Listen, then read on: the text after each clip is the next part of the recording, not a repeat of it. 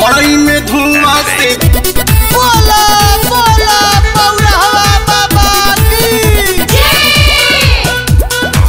मड़ई में धुआं से जीव बियाता मन करे फोड़ दी चिलमिया जी।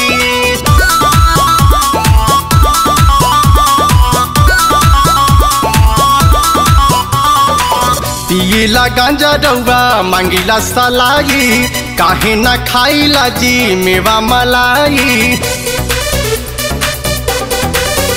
हाँ पियला गांजा रउआ मांगिला सलाई काहे ना खाइला जी मेवा मलाई। बुझत ना बानी परेशानिया जी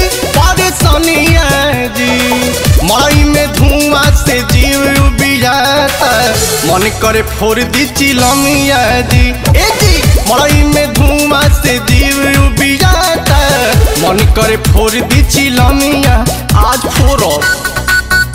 बोला बोला घरवा बाबा की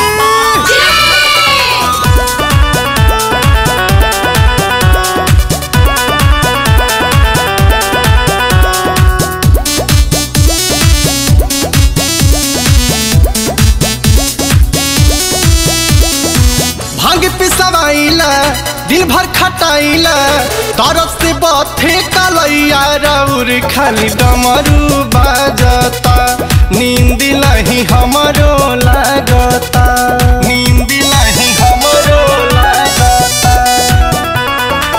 भांग पिसवाइला दिन भर खटाइला तरफ से बथे कलैया रउर खाली डमरू बाजता नींद नहीं हमरो लागता।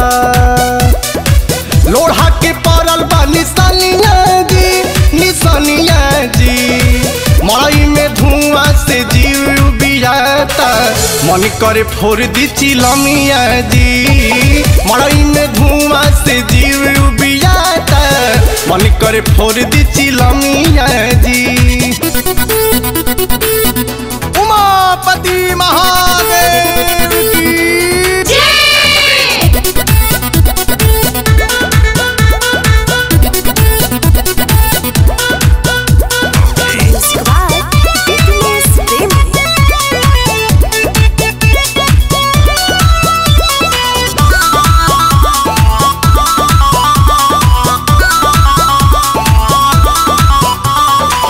माला रुद्राक्ष के रहिला साज के बनल सुरेंद्र कंवरिया मुलायम रउर पूजा करेले शिवलिंग पर माथा धरेले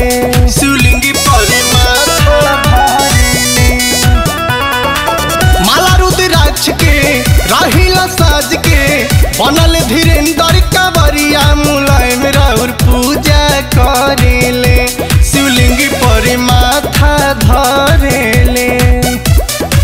मिथिल से गावेले भजनिया जी मड़ई में धुआं से जीव बियाता मन करे फोड़ दी चिलमिया जी। मड़ई में धुआं से जीव बियाता मन करे फोड़ दी चिलमिया आज फोड़ो। हाँ पियला गांजा रउआ मांगिला सलाई काहे ना खाइला जी मेवा मलाई। बुझत ना बानी परेशानिया जी मड़ई में धुआं से जीव बियाता मन करे फोड़ दी चिलमिया जी। ए जी मड़ई में धुआं से जीव बियाता मन करे फोड़ दी